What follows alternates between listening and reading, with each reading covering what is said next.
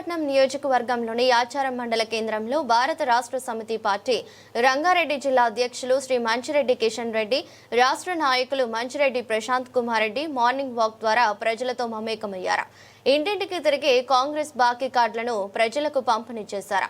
ఈ కార్యక్రమం ద్వారా కాంగ్రెస్ ప్రభుత్వం ప్రజలకు ఉన్న బాకీని విడమర్చి ఎంత బాకీ పడిందో తెలియజేశారు. ఈ సందర్భంగా ప్రజాపాలన పేరు చెప్పి ప్రజలను మోసం చేస్తున్నారని ప్రజలు, ముఖ్యంగా మహిళలు మండిపడ్డారు. కాంగ్రెస్ ప్రభుత్వం వచ్చిన తర్వాత 22 మాసాలైంది. ఇప్పటి వరకు రేవంత్ రెడ్డి కాంగ్రెస్ ప్రభుత్వం మాట ఇచ్చిన ప్రకారంగా ప్రజలకు ఏ హామీ కూడా నిర్వర్తించలేదు. ప్రజలందరూ కూడా గగ్గోలు పెడతా ఉన్నారు. మహిళలు అడుగుతూ ఉన్నారు, మాకు 2500 ఇస్తానో ఎక్కడ పోయినావు అని చెప్పేసి అడుగుతూ ఉన్నారు.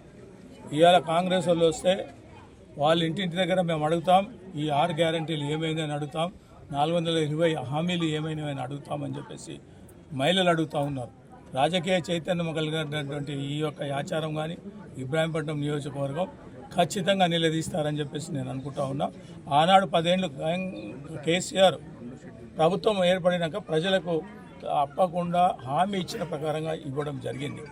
హామీ ఇచ్చి ఏది కూడా వ్యతిరేక చేయలేదు. హామీలు ఇచ్చి ఖచ్చితంగా అమలు పరిచిండు. అడ్డమైన ఆలోచనలు ఆశ చూపించి తులం బంగారం అని, 2500 అని, ఓ స్కూటీ అని, 4000 6000 చేస్తానని వికలాంగులకని, అదేవిధంగా 2000 4000 చేస్తానని పెన్షన్ వాళ్ళు ముసలి వాళ్ళకని, ఇవన్నీ కూడా చెప్పడం జరిగింది. ఆ ఆశ పోయి ప్రజలు అందరూ కూడా మోసపోయినటువంటి పరిస్థితి.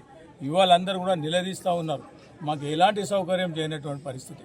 ఇవాళ ఆర్టీసీ బట్ ఎందుకు పెట్టినావయ్యా అని అడుగుతూ ఉన్నారు. కాబట్టి ఇవాళ ఖచ్చితంగా ప్రజలు వ్యతిరేకత.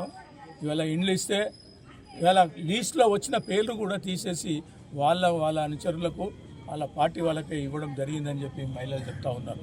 ఇవాళ వాస్తవానికి ఇక్కడ ప్రజలలో చూస్తూ ఉంటే ఇవాళ ఆర్థికంగా లేనటువంటి కుటుంబాలకు న్యాయం చేస్తానని ఆనాడు హామీ ఇచ్చిన ప్రకారంగా ఏ ఒక్కటి కూడా నిర్వర్తించలేనటువంటి పరిస్థితి. ఇప్పుడు జ్ఞాపకం చేసుకుంటా ఉన్నారు కేసీఆర్ చేసినటువంటి కార్యక్రమాలు బ్రహ్మాండంగా ఉన్నాయి. అవి మళ్ళీ మేము ఆయన తీసుకొచ్చుకుంటాం. తప్పకుండా ఇప్పుడు ఎన్నికలు పెట్టండి అయ్యా, మేము చేస్తామని చెప్పేసి చెప్పడం జరుగుతూ ఉన్నది. కాబట్టి ఇవాళ ప్రజలు చైతన్యవంతులైనరు. ఇలా 22 మాసాల నుంచి నిద్రపోయిన ప్రభుత్వం లేనిపోని హామీలు ఇచ్చి ఆ హామీలకు ప్రజలు అడుగుతారనే ఆలోచనతోటి ఇవాళ ఏవేవో మరి పాలిటిక్స్ వేరే తిరిగా మాట్లాడడం చెప్తున్నారు.